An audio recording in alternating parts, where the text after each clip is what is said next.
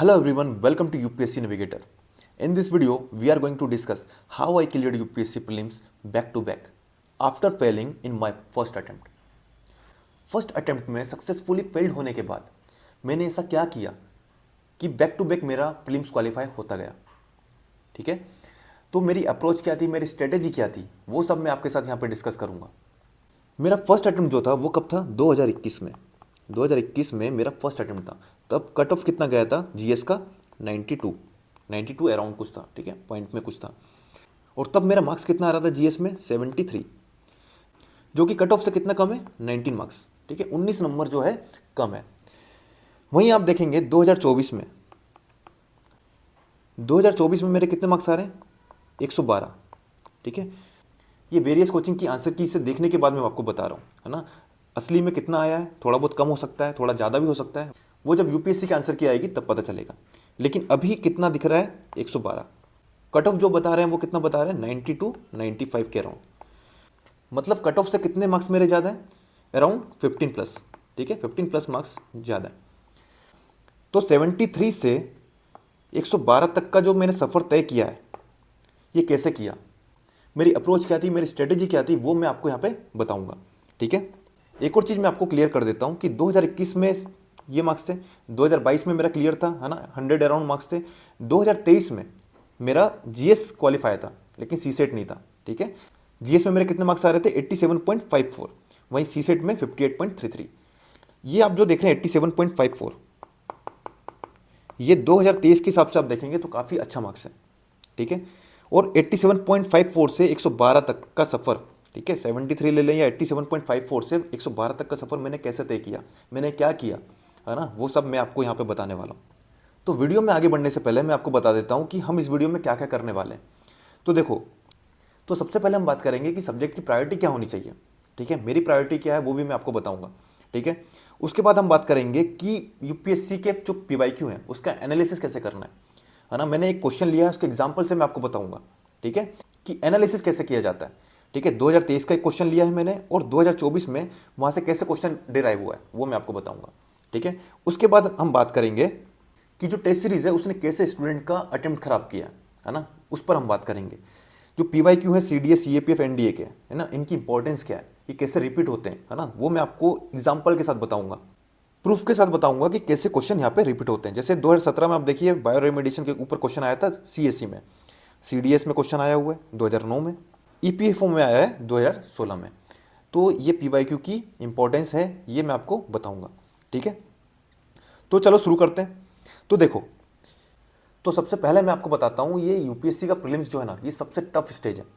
ठीक है, 99% एस्पिरेंट यहाँ पे फेल होते हैं, सिर्फ 1% एस्पिरेंट जो है इनको मेंस लिखने का मौका मिलता है। तो इस एग्जाम को इतना हल्के में नहीं लेना है ना, कि भाई हम 2-3 महीने में पढ़ के निकाल लेंगे। भाई इसको प्रॉपर टाइम दीजिए। ठीक है, क्योंकि सीसेट भी यहाँ पे टफ होते जा रहा है।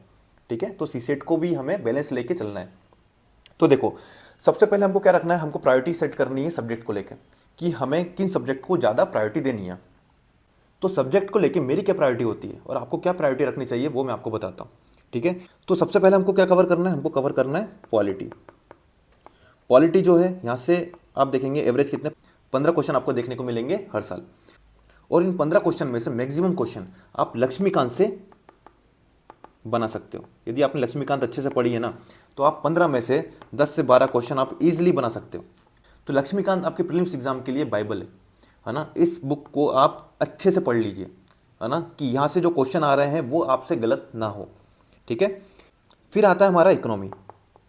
ठीक है, इकोनॉमी ये प्रायोरिटी रखनी है हमको, फर्स्ट सेकंड। ठीक है, इकोनॉमी, इकोनॉमी से आप देखेंगे तो 15 से 20 क्वेश्चन आपको देखने को मिलेंगे, है ना, स्टैटिक प्लस करंट। ठीक है, गवर्नमेंट स्कीम सब मिला के आप देखेंगे 15 से 20 क्वेश्चन आपको देखने को मिलते हैं। यदि आपकी कंसेप्चुअल क्लैरिटी है ना, सब्जेक्ट को लेकर, और आपने एनसीईआरटी पढ़ी है जहाँ से बेसिक क्वेश्चन बनते हैं जो कि आपने 2024 के पेपर में देखे होंगे, है ना, तो 15 से 20 क्वेश्चन यदि आपके यहाँ से आ रहे हैं, ठीक है, 15 से 20 क्वेश्चन आपके यहाँ से आ रहे हैं, यहाँ से आप 10 से 12 क्वेश्चन आप इजीली निकाल सकते हो। ठीक है, फिर आता है हमारा ज्योग्राफी। ठीक है, ज्योग्राफी इसको हटा देते हैं हम।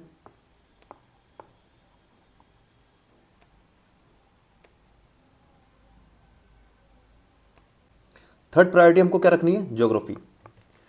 यदि आप यूपीएससी का ट्रेंड देखेंगे ना तो ज्योग्राफी का वेटेज धीरे धीरे बढ़ते जा रहा है। ठीक है, आप देखिए पहले कितने क्वेश्चन आ रहे थे, 16, 2023 में 16 क्वेश्चन थे, 2022 में 8 क्वेश्चन थे, अब देखिए 2024 में 18 क्वेश्चन है। तो इसका वेटेज बढ़ते जा रहा है। और इसके लिए कुछ नहीं पढ़ना, सिर्फ एक बुक है एनसीईआरटी। यदि आपने एनसीईआरटी अच्छे से पढ़ ली तो आपके ज्योग्राफी के क्वेश्चन बनेंगे। ठीक है, ये 18 क्वेश्चन यदि आए, ठीक है, यदि आप एनसीईआरटी अच्छे से करके रखिए तो आप यहाँ से 12 से 15 क्वेश्चन आप इजीली यहाँ पे निकाल सकते हैं। ठीक है, फिर उसके बाद हमको प्रायोरिटी रखनी है एनवायरनमेंट। ठीक है, सबसे पहले हमको ज्योग्राफी पढ़ना है, क्योंकि ज्योग्राफी के यदि कंसेप्ट क्लियर है आपके तब आपको एनवायरनमेंट समझ में आएगा। ठीक है, तो ज्योग्राफी पढ़ने के बाद हमको एनवायरनमेंट पढ़ना है। उल्टा मत कर देना कि एनवायरनमेंट पढ़ लिया फिर ज्योग्राफी पढ़ रहे हैं। ज्योग्राफी पढ़ने के बाद हमको एनवायरनमेंट पढ़ना है, क्योंकि एनवायरनमेंट का वेटेज काफ़ी ज़्यादा है, क्योंकि फॉरेस्ट का एग्जाम भी साथ में होता है ना। तो एनवायरनमेंट का वेटेज ज़्यादा है, तो एनवायरनमेंट को भी हमको अच्छे से पढ़ना है। तो 15 से 20 क्वेश्चन आपको हर साल यहाँ पे एनवायरनमेंट से देखने को मिलते हैं। मतलब ज्योग्राफी और एनवायरनमेंट को मिला के आप देखिए तो 30 टू 35 क्वेश्चन आपको देखने को मिलते हैं। ठीक है, यदि आपने 30 टू 35 में से आपने यहाँ पे 25 क्वेश्चन आपने निकाल लिए तो आपकी आधी टेंशन यहाँ पे खत्म हो जाती है। सिर्फ 4 सब्जेक्ट ने आपको 50 क्वेश्चन यहाँ पे निकाल के दे दिए। ठीक है, जिनको आप सही कर सकते हो। इसके बाद हमको प्रायोरिटी रखनी है history and science and technology.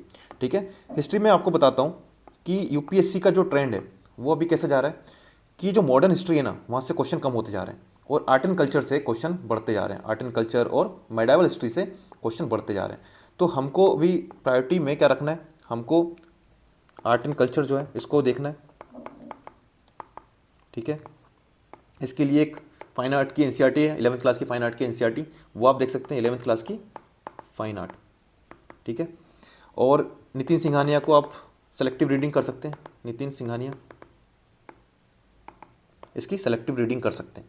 ठीक है, तो आपका आर्ट एंड कल्चर हो जाएगा। मॉडर्न हिस्ट्री के लिए आप सिर्फ स्पेक्ट्रम पढ़िए। ठीक है, स्पेक्ट्रम, यदि क्वेश्चन बनना होगा तो स्पेक्ट्रम पढ़ के बन जाएगा, है ना, और नहीं बनना होगा तो वो किसी से नहीं बनेगा। तो हमको ज़्यादा टेंशन नहीं लेना है ना हिस्ट्री को लेकर। जो मैं आपको बता रहा हूँ आप सिर्फ उतना कीजिए। 2025 के प्रीलिम्स के बाद आप खुद बोलेंगे कि ये स्ट्रेटेजी आपको कितना हेल्पफुल रहा। ठीक है, फिर देखिए जो एंशिएंट एंड मेडाइवल है, ठीक है, मेडाइवल है, इसके लिए आपको क्या कवर करना है, सिर्फ एनसीईआरटी। ठीक है, एनसीईआरटी, और थोड़ा बहुत यदि टाइम ज़्यादा है आपके पास तो आप स्पेक्ट्रम देख सकते हैं। ठीक है, स्पेक्ट्रम देख सकते हैं। तो ये हो गया। साइंस एंड टेक्नोलॉजी का ऐसा है कि आप करंट अफेयर्स जो है मैगजीन वहाँ से आप कर लीजिए।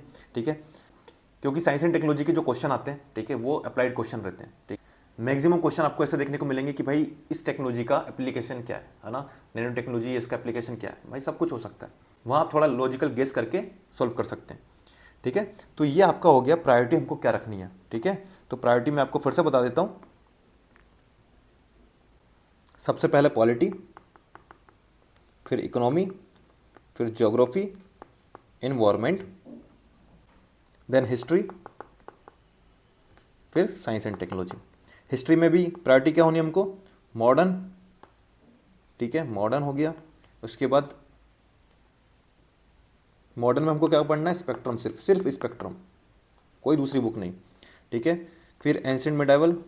ठीक है, फिर आर्ट एंड कल्चर। ठीक है, ये 3 चीज़ हमको यहाँ पे कवर करना है। क्या रिसोर्सेज फॉलो करने वो मैंने आपको यहाँ पे बता दिए। ठीक है, अब बात करते हैं कि स्टैटिक वर्सेस करंट। ठीक है, इसके ऊपर सब मैक्सिमम स्टूडेंट को डाउट रहता है कि स्टैटिक को कवर करें या करंट को कवर करें। तो देखो फर्स्ट प्रायोरिटी आपकी क्या होनी चाहिए, स्टैटिक। ठीक है, यदि आपने पॉलिटी पढ़ा है ना, पॉलिटी का स्टैटिक आपका अच्छे से कवर है तो आपको करंट समझ में आएगा। इकोनॉमी का स्टैटिक यदि आपका कवर है तब आपको करंट समझ में आएगा। एनवायरनमेंट का स्टैटिक कवर है तब आपको करंट समझ में आएगा। ठीक है, यदि आप सीधे करंट अफेयर की मैगजीन उठा के बैठ जाएंगे तो आपको कुछ समझ में नहीं आने वाला। ठीक है, और यदि आप यूपीएससी का पेपर देखें ना, प्रीवियस ईयर क्वेश्चन आप देखें जितने भी, तो 20%, ठीक है, 15 टू 20% करंट अफेयर के क्वेश्चन है। मतलब 100 में से सिर्फ 15 से 20 क्वेश्चन करंट अफेयर के हैं। 80 क्वेश्चन जो हैं वो स्टैटिक के हैं।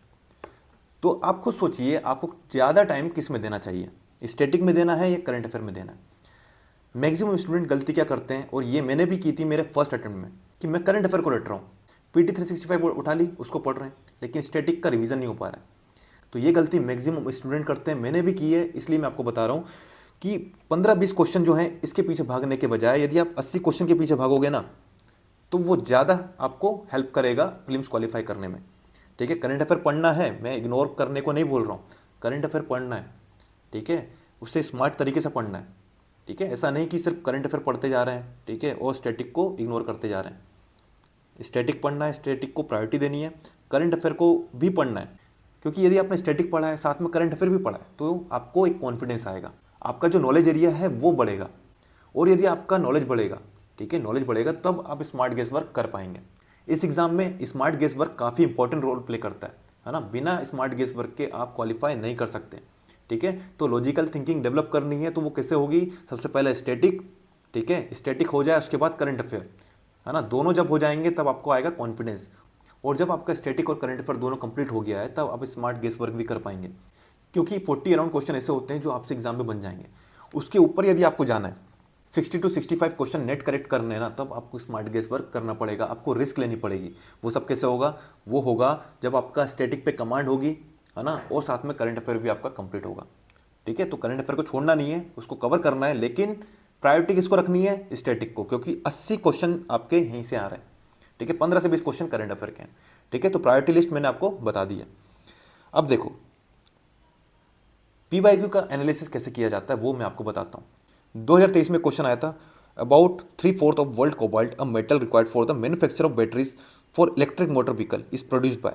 ठीक है, यहाँ पे आप देखिए 4 ऑप्शन है, इसमें कॉन्गो है। ठीक है, यहाँ देखिए विच one of the following is a part of the Congo basin. ठीक है, 4 ऑप्शन दिए। तो कॉन्गो बेसिन यूपीएससी के 2023 के एग्जाम में 2 बार पूछा, है ना, तो भाई आपको इसका एनालिसिस करना पड़ेगा, है ना, और साथ में जो ऑप्शन और दिए ना इनका भी आपको एनालिसिस करना है, सब कुछ सर्च करके देखना है ना। कैसे करना है वो मैं आपको बताता हूँ। देखो आप जाइए गूगल पे, ठीक है, गूगल पे सर्च कीजिए कॉन्गो बेसिन, कॉन्गो बेसिन। ठीक है, विकीपीडिया आएगा, विकीपीडिया पे आप गए, अब कॉन्गो बेसिन को आप यहाँ पे रीड कीजिए। ठीक है, स्कैन करना है। ठीक है, जो आपको इंपॉर्टेंट लग रहा है वो आप अपने नोट्स में लिख लीजिए। फिर देखिए आप जब नीचे जाते हैं ना तब आपको एक चीज़ मिलती है,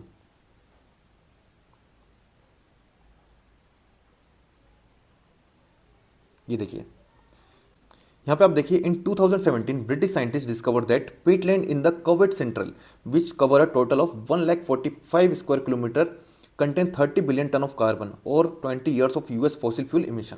ठीक है, अब आप यहाँ पे देखिए 19 और 20 आपको जो डिजिट दिख रही है आप इस पर क्लिक करके देखिए।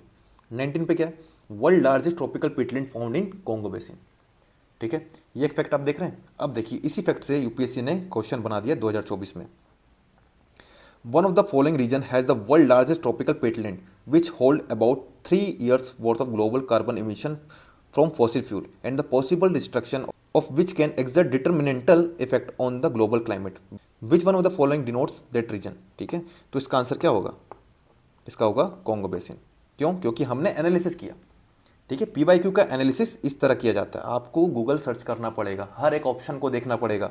यदि आपने 2023 के इस क्वेश्चन को गूगल किया होता, है ना, और जो ऑप्शन है उसको भी गूगल किया होता तो आपको काफ़ी इंफॉर्मेशन मिलती, है ना, इंपॉर्टेंट इंफॉर्मेशन है, उसको आप अपने नोट्स में ऐड कीजिए। ठीक है, यदि आप ये जो कॉन्गो बेसिन का हम विकीपीडिया देख रहे हैं, यदि आप इसको पढ़ोगे तो आपको और भी इन्फॉर्मेशन मिलेगी।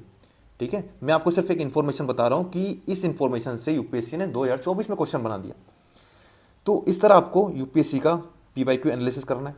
ठीक है, अब देखो एक तो ये हो गया कि हमको हर एक ऑप्शन सर्च करना है। ठीक है, अब देखो यूपीएससी की पीवाईक्यू की एनालिसिस की 3 स्टेज होती हैं। फर्स्ट स्टेज क्या है, फर्स्ट स्टेज कि हमको थीम आइडेंटिफाई करना है। थीम आइडेंटिफाई कैसे, कि देखिए कॉन्गो बेसिन ये क्या है, अफ्रीका रीजन है। ठीक है, आप देखिए यूपीएससी का पीवाईक्यू आप देखेंगे तो अफ्रीका रीजन से काफ़ी क्वेश्चन यूपीएससी पूछ रहा है, मतलब अफ्रीका रीजन जो है यूपीएससी के लिए काफ़ी इंपॉर्टेंट है। ठीक है, वहाँ से वो हर साल क्वेश्चन पूछ रहा है, मतलब हमको अफ्रीका रीजन की अच्छे से मैपिंग करनी है। ठीक है, तो ये हमारी थीम आइडेंटिफाई हो गई। सेकंड स्टेज क्या होती है कि जो क्वेश्चन है और जो ऑप्शन है इनको हमें गूगल करना है। ठीक है, जो मैंने आपको अभी करके दिखाया। थर्ड स्टेज क्या होती है, ये होती है लॉजिक डेवलप करना, ठीक है। लॉजिकल थिंकिंग जो है ये डेवलप करनी पड़ेगी कि हम लॉजिकल कैसे एलिमिनेट कर सकते हैं। ये तो फैक्चुअल क्वेश्चन है, इसमें लॉजिक इतना नहीं लगेगा, लेकिन और भी जो क्वेश्चन होते हैं उन्हें हम लॉजिक से कैसे सॉल्व कर सकते हैं उस पर मैंने वीडियो बनाई हुई है ना। मैंने PYQ जो है उन्हें सॉल्व किया हुआ है, तो आप वो वीडियो जाके देख सकते हैं, है ना। प्लेलिस्ट बनी हुई है बाकायदा, तो आप वो वीडियो जाके देखिए। अभी 2024 का जो पेपर है उसको हम कैसे नॉलेज के साथ हम कैसे स्मार्ट गेस वर्क कर सकते हैं, है ना, और क्वेश्चन को हम सॉल्व कर सकते हैं, वो मैं आपको बताऊंगा, ठीक है। आने वाली वीडियो होगी वो उसी पर होगी। तो उससे आप सीखेंगे कि नॉलेज के साथ स्मार्ट गेस वर्क कितना जरूरी है। सिर्फ नॉलेज से आप पेपर नहीं क्वालिफाई कर सकते, आपको लॉजिकल थिंकिंग डेवलप करनी पड़ेगी। वो कैसे होगी? वो होगी PYQ से, ठीक है। तो ये आपने देख लिया PYQ की एनालिसिस की 3 स्टेज। अब मैं आपको बताता हूं कि टेस्ट सीरीज वर्सेस PYQ, ठीक है, ठीक है। तो देखो CDS, CAPF, NDA, CSE, ये जो PYQ हैं, ठीक है, ये ज़्यादा इंपॉर्टेंट है। क्यों इंपॉर्टेंट है? क्योंकि इन्हें कौन बना रहा है? इन्हें बना रहा है प्रोफेसर, ठीक है। यदि आप इन क्वेश्चन को सॉल्व करेंगे तो आप समझेंगे UPSC का एग्जामिनर का माइंडसेट। और यदि आप टेस्ट सीरीज लगाते हैं, ठीक है, टेस्ट सीरीज जो लगाते हैं ये कौन बना रहा है? यदि आपने एक बार प्री क्वालिफाई कर लिया और एक बार मेंस दे दिया है, ठीक है, यदि आपने एक बार मेंस दे दिया है तो आप एलिजिबल हो जाते हैं किसी भी कोचिंग में टेस्ट बनाने के लिए या कंटेंट डेवलपर के लिए, है ना। यदि आप टेस्ट सीरीज लगाते हैं तो आप किसका माइंडसेट समझेंगे? आप समझेंगे स्टूडेंट का। और ये जो स्टूडेंट है इसमें और आप में ज़्यादा फर्क नहीं है ना, सिर्फ 4-5 मार्क्स का फर्क रहता है। तो आप सोचिए आप किसका माइंडसेट समझना चाहते हैं, एक स्टूडेंट का या एक UPSC के एग्जामिनर का। यदि आप UPSC के एग्जामिनर का माइंडसेट समझते हैं तो आप UPSC के PYQ को ईजिली टैकल कर पाएंगे, क्योंकि आपकी एक लॉजिकल थिंकिंग डेवलप हो जाएगी कि UPSC एग्जामिनर किस तरह क्वेश्चन सेट करता है ना, किस तरह की लैंग्वेज यूज़ करता है, कहाँ पे ट्रैप फंसाता है ना। वो आप कहाँ से सीखेंगे? UPSC के क्वेश्चन सॉल्व करने से, ना कि टेस्ट सीरीज से। फर्स्ट तो ये चीज़ है। सेकंड ये कि ये जो आप क्वेश्चन देखेंगे ना, CDS, CAPF, NDA के क्वेश्चन, ये रिलेवेंट क्वेश्चन आपको देखने को मिलेंगे, है ना। लेकिन वहीं आप देखेंगे टेस्ट सीरीज के तो ये इररिलेवेंट क्वेश्चन है, ठीक है। जहाँ से क्वेश्चन नहीं बनते वहाँ से भी क्वेश्चन बना दिए जाते हैं। तो आप खुद सोचिए आपको कौन से क्वेश्चन लगाना है, रिलेवेंट या इररिलेवेंट, ठीक है। तो ये आपको डिसाइड करना है। अब क्वेश्चन रिपीट कैसे होते हैं वो मैं आपको बताता हूँ, ठीक है। बायो रिमेडिएशन जो मैंने आपको बताया, ठीक है, जैवोपचारण जो हिंदी में बोलते हैं, तो 2017 में UPSC सिविल सर्विसेज में ये क्वेश्चन आया, है ना। यदि आपने PYQ लगाए होते, है ना, CDS का 2009 का पेपर लगाया होता तो आपको बायो रिमेडिएशन पता होता, ठीक है। EPFO को 2016 का पेपर लगाया होता तो आपको बायो रिमेडिएशन पता होता। फिर देखिए CDS 2006 में क्वेश्चन आया था, ठीक है। By which one of the following act did the governor general of Bengal become the governor general of India, ठीक है, ये आया था 2006 में। फिर देखिए 2023 में by which one of the following act was the governor general of Bengal designated as the governor general of India, ठीक है। तो सेम क्वेश्चन 2023 में पूछ लिया, ठीक है। अब देखो CSE 2022 में क्वेश्चन आया था चार्ट के ऊपर, गोयना, लेबनान, तुनिशिया, ठीक है। फिर 2022 में एक और क्वेश्चन आया था, है ना, बीड़ी बीड़ी, जिसमें केन्या का नाम दिया हुआ है, ठीक है, सोमालिया का नाम दिया हुआ है, साउथ सूडान का नाम दिया हुआ है, ठीक है। यहाँ पे सिविल वॉर चल रहा है ऐसा कुछ दिया हुआ है, ठीक है। फिर देखिए CSE 2023 chart, Guyana, Mali, Sudan, ठीक है, caught the international attention for which one of the following region common to all of them. तो इसका आंसर क्या है? Successfully coup. यदि आपने 2022 के क्वेश्चन लगाए होते तो आपको पता चलता कि चार्ट, गोयना, माली, सूडान में क्या हुआ है, ठीक है। तो PYQ इसलिए इंपॉर्टेंट है, तो इसलिए UPSC के जो PYQ होते हैं ना वो इंपॉर्टेंट होते हैं कि CDS के क्वेश्चन कैसे रिपीट हुए हैं वो मैंने आपको बताया, सिविल सर्विसेज के क्वेश्चन कैसे रिपीट होते हैं वो भी मैंने आपको बताया, ठीक है। 2018 में क्वेश्चन आया था, है ना, कैटालोनिया क्या दिया? स्पेन। वहीं आप देखिए 2022 में क्वेश्चन आया, ठीक है, कैटालोनिया क्या दिया? इटली। तो यदि आपने 2018 का क्वेश्चन लगाया होता तो 2022 का क्वेश्चन आपसे ही बन जाता। फिर देखिए CDS 2019 में क्वेश्चन आया था विच one of the following is not a geographical requirement for cultivation of cotton, ठीक है। CSE 2020 में भी क्वेश्चन आया था सेम। तो ये इंपॉर्टेंस होती है UPSC के PYQ की। अभी मैं आपकी हेल्प के लिए क्या कर रहा हूँ, CDS, CAPF और NDA, ठीक है, इनके जो क्वेश्चन है इनको मैं टेस्ट सीरीज के फॉर्म में अरेंज कर रहा हूँ, ठीक है। आप टेस्ट सीरीज लगाने की जगह आप इनको लगाइए और यहाँ से जो इन्फॉर्मेशन मिल रही है उसके नोट्स बनाइए, वो आपको ज़्यादा हेल्पफुल रहेगा as compare to test series, ठीक है।